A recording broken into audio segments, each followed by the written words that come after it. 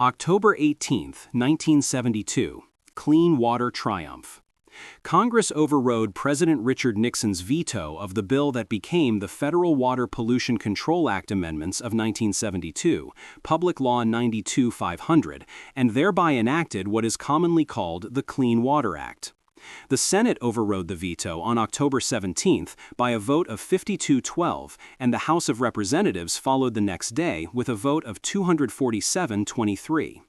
Congress's action marked a pivotal moment in United States federal environmental law, as the new statute established sweeping federal authority over discharges of pollutants into the nation's waters, required wastewater treatment standards, and authorized federal grants for municipal sewage treatment facilities.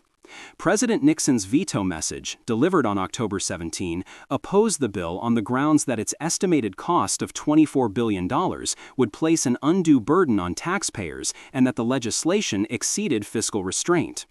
Congress, however, determined that pollution of lakes, rivers, streams, and other waters of the United States required stronger federal intervention, and that the existing statute, the 1948 law and its 1970 amendments, was insufficient to achieve fishable and swimmable waters. By overriding the veto, Congress placed itself firmly in command of this major policy change. The Act instituted the National Pollutant Discharge Elimination System, shifted responsibility for point source discharges to federally mandated state permit programs, and established federal grants and later loans for municipal construction of sewage treatment works. It set national goals to restore and maintain the chemical, physical, and biological integrity of the waters of the United States. The override reflected bipartisan support.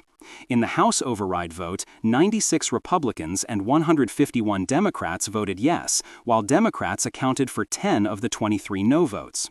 The act represented one of the most significant United States environmental statutes of the 20th century and one of the few major laws enacted by Congress over a presidential veto.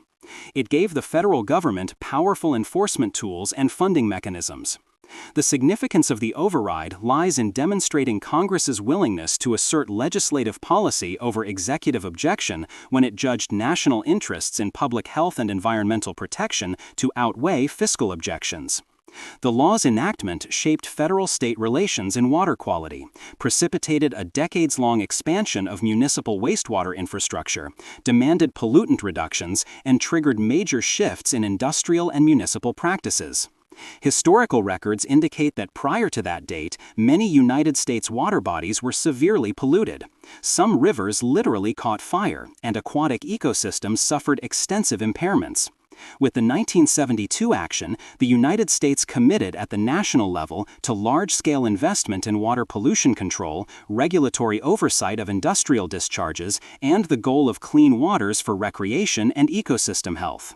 The veto override thus stands as a turning point in United States environmental governance and legislative-executive dynamics. For enthusiasts of historical ephemera, visit history-collectors.com to find collectibles that might complement your collection.